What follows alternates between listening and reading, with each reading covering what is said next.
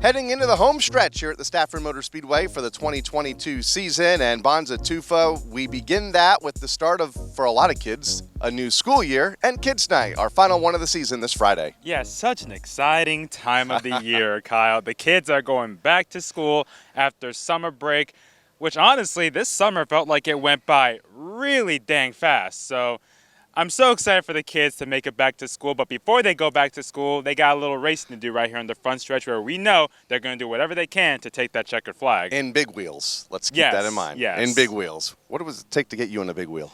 It takes a lot, Kyle, unless you do it with me. All right, we'll work on that. Let's rewind a week, though, and talk about last Friday night. Ronnie Williams, a two-time champion, back in victory lane, and just for the second time this season. But he's been fast all year. The only times that we've seen him outside the top 10 is either because of a crash or a mechanical issue like a couple weeks ago. So the 50 team has shown more consistency compared to years past. It's crazy to think his second win, that's the most he's had in the season since he won the championship back in 2019. So the 50 team has got it rolling now. They just got to keep out of trouble, keep the car in one piece mechanically, and you might see them competing for more wins in the future. In the big picture, Kyle, we didn't really see much of Todd Owen. It's not like he came up to the front when we least expected it. He just really wasn't that much of a factor. Finished in the ninth spot, stayed there most of the night, and was able to build on his points gap. And I guess at this point, he just wants to maintain that points gap of about 94 points. Well, you mentioned 94. It's going to be hard to overcome if Todd just keeps finishing 8th, 9th, 10th every single week. But you still got 4 or 5 races to go. A lot can happen. We've seen it in other divisions where a big lead could be gone just in 3 weeks. Let's talk about Troy Tallman for a moment. Yes. Another good run. It looks like that 3 team has finally turned their luck around. Back-to-back podiums. We've seen glimmers of hope back in the beginning of the season when he had a 6th place finish and a 2nd place finish. And then they couldn't seem to have figured it out, and they didn't have the best of luck either. But it seems like now they got the setup where they want it, and it's shown on the track. Because not only did he finish 2nd, he was battling Ronnie Williams. They were crossing each other over there for a lap or 2. We'll see if the 3 car can get that car just a little bit better, and he can become the 3rd first-time winner in this division. In the late models, no surprise up front. Adam Gray gets yet another win this 2022 season, number 6, I believe. Yeah, 6-pack. That ties his career high for most wins in a season, so he's looking to break that here in the upcoming few weeks. Gets most of the points that he lost the previous week back because behind him and behind Moeller, it was brutal. It was a lot of physical action going on, whether it was Paul LaRoute, Darrell Keene, just a lot of drivers getting into each other and a lot of flat right front tires as a result. I've never seen that many flat right fronts, but even Adam Gray, he got pushed up the track in turn 1 at one point, lost several spots, but made his way back, got past Andrew Moeller, who had a really good run, probably one of the cleanest runs of the night in that division.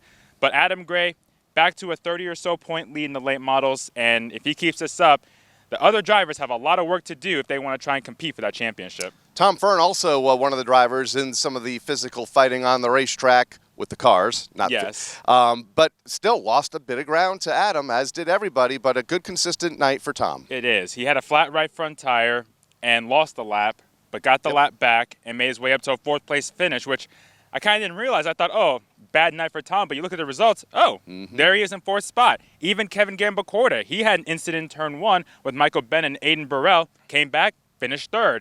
A lot of comeback stories because a lot of drivers had to go through some adversity to finish that 30-lap race. In the SK Light Modifieds, it's a championship battle that tightened in a big way, and now there's a 3rd player joining the Tyler and Tyler show. Yes, it's going to be really interesting now because Alex Pearl gets his 3rd win of the season, and the top 3 are within 4 points. And we can't forget Amanda West, who had another top 5 finish. She's only 20 points back. So the SK Light Championship picture has tightened dramatically, Kyle. And even then, you look at guys like Bob Charland, Chris Matthews, even George Brissett Jr., yeah, they're 50 to 80 points back, but I don't really think you can count them out.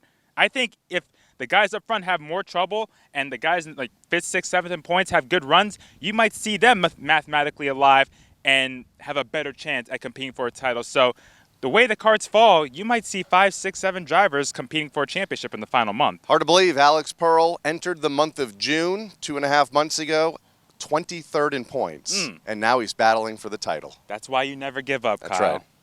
In the limited late models, it was another familiar face, 2-time champion Jeremy Lavoie back in victory lane. We talked the week before about how the top 3 in points were outside the top 5.